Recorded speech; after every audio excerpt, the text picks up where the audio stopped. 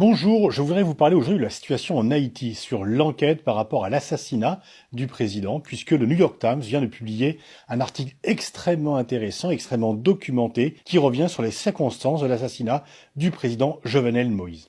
L'article s'intitule « Haïti, le président haïtien dressait une liste de narcotrafiquants. Ces tueurs l'ont saisi ». En effet, dans la nuit du 6 au 7 juillet 2021, on en rappelle, Jovenel Moïse, qui était le président de la République d'Haïti, a été assassiné dans sa résidence. C'est quand même assez rare que le président soit assassiné dans sa résidence. Les commanditaires de cet assassinat ont été officiellement inconnus, mais le New York Times vient de publier une très longue enquête, très documentée, qui revient sur les circonstances de la mort de l'ancien président haïtien. Le journal relate un réseau politico-mafieux dont le président Jovenel Moïse était issu, mais contre lequel il avait finalement décidé de s'élever. Des décisions qui seraient à l'origine de son assassinat, on dirait une série dans Netflix ou un véritable scénario hollywoodien. Jovenel Moïse succède en 2017 à Michel Martelly, qui a été président de 2011-2016, après un report des élections présidentielles et un intérim d'un an du fait d'irrégularités dans le scrutin. Jovenel Moïse avait dans un premier temps été le partenaire d'affaires des différents hommes influents dont plusieurs sont par la suite soupçonnés d'être impliqués dans des trafics de drogue. C'est ainsi qu'il va rencontrer Charles Kiko Saint-Rémy, qui n'est autre que le beau-frère de l'ancien président Michel Martelly. Personnage pour le moins sulfureux, M. Saint-Rémy a reconnu avoir été impliqué dans le trafic de drogue avant de se ranger les camions et de se réorienter vers une activité plus légale, l'industrie de l'anguille. C'est dans ce domaine que Jovenel Moïse travaillant à ses côtés avant de se lancer dans l'industrie bananière. C'est donc via Saint-Rémy qu'il va rencontrer Michel Martelly. Michel Martelly, ne pouvant, du fait de la Constitution, réaliser 2 mandats consécutifs à la tête de l'État haïtien, il s'agit pour lui de trouver un successeur. L'ancien président trouve dans Jovenel Moïse le parfait candidat, un entrepreneur d'origine modeste, ce qui peut plaire à la population, qui est plus noir de peau que lui, donc qui est plus représentatif. Et il pense qu'il va pouvoir le contrôler et retrouver son poste et surtout ne pas être inquiété pour les différentes affaires de détournement de fonds dans lesquelles il est sévèrement impliqué. Bref, un homme de paille qui va tenir la place. Jovenel Moïse ayant lui-même bénéficié du système de corruption en place sous son prédécesseur, ayant reçu d'importantes sommes d'argent via des subventions, pas toutes justifiées, il pense qu'il va être parfaitement contrôlable. Et à son arrivée, Jovenel Moïse renvoie les dirigeants d'unités de corruption qui enquêtaient sur son propre cas. Sa campagne de Moïse a été en fait menée par les équipes de Martelly, par Martelly lui-même, qui d'ailleurs n'hésitait pas à faire de l'ombre à son protégé, qui n'était considéré que comme un homme de paille. Comme le rappelle le New York Times, la femme de Martelly allait jusqu'à déclarer « Jovenel est une propriété ». Mais, arrivé au pouvoir, c'est toujours Martelly et Saint-Rémy, la famille, les parrains, qui tenaient les rênes et qui choisissaient les collaborateurs et membres du gouvernement de Moïse. Il lui impose ainsi la présence de Dimitri Hérard, membre des équipes de sécurité de Martelly, qui va devenir le chef de la police de protection de Jovenel Moïse. Hérard est lui-même impliqué dans différentes affaires, notamment le trafic de cocaïne et d'armes. Moïse n'entretient pas de bonnes relations avec lui, qui était pourtant en charge de sa propre sécurité. En février 2021, Hérard prétend avoir déjoué une tentative de putsch à l'encontre de M. Moïse.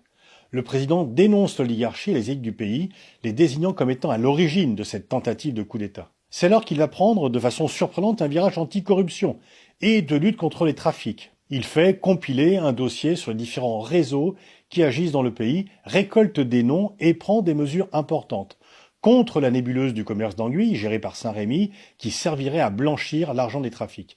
Il fait également détruire une piste d'atterrissage clandestine, qui servirait de trafic, notamment de voies de passage entre les producteurs d'Amérique du Sud et les consommateurs d'Amérique du Nord. Il projette également de nationaliser un port sous le contrôle des proches de Martelly, qui sert d'entrée à des cargaisons d'armes dans le pays à différents trafics. Enfin, il tente également de reprendre le contrôle des douanes, les économistes haïtiens estimant que le pays perd environ 500 millions de dollars par an à cause de la corruption au sein des douanes. Bref, il s'attaque au système, il multiplie les mesures qui touchent les intérêts de ceux qui l'ont mis en place. La nuit de son assassinat, aucun coup de feu n'a été échangé entre les assassins du président et les forces de protection de ce dernier, dirigées par Hérard, ce qui laisse supposer quand même une très grande complicité, et que ces derniers ont laissé volontairement rentrer le commando.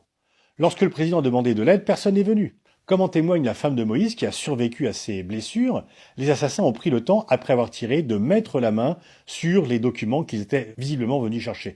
Le fameux dossier, la fameuse liste des hommes politiques et entrepreneurs impliqués dans le trafic de drogue en Haïti et que le président Moïse Jovenel comptait remettre aux autorités américaines. Le 20 juillet, Ariel Henry, proche de Martelly, devient Premier ministre. Il avait été en contact avec l'un des hommes en charge du commando, Joseph Félix Badiot, quelques heures avant et après l'assassinat du président. De nouvelles élections auront lieu l'an prochain en Haïti. Martelly, qui vit à Miami, a déjà annoncé sa candidature et est le favori des sondages.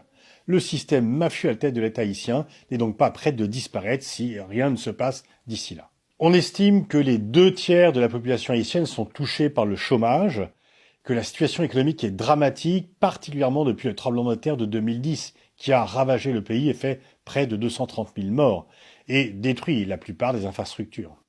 Alors bien sûr, il y a l'héritage historique de Haïti, mais tout ceci n'explique pas tout. En 60, Haïti est au même niveau économique que la République dominicaine. Aujourd'hui, par habitant, la République dominicaine est 7 fois plus riche qu'Haïti. Haïti se classe au 159e rang sur 189 en termes de PIB par habitant, entre la Birmanie et le Bénin, et 169e également en termes d'indice de développement humain, entre l'Afghanistan et le Soudan. La République dominicaine se place 87e. L'indice de corruption de Transparency International classe Haïti au 170e rang sur 180 pays. Et donc tout ceci explique pourquoi les parrains qui étaient à la tête du pays ont assassiné le président qui s'était révolté contre ceux qui l'avaient mis en place. Donc cette population où il y a d'innombrables talents ne peut pas développer son énergie, ne veut pas développer ses talents, ne peut pas participer au développement du pays du fait de la mise en coupe réglée de gangsters et de mafieux qui sont à la tête de l'État. Tous les faits que je vous ai rapportés sont issus d'une formidable enquête parue dans le New York Times, très documentée, qui raconte comment effectivement Haïti vit sous la coupe réglée de trafiquants et que évidemment c'est bien sûr la population qui en est la principale victime.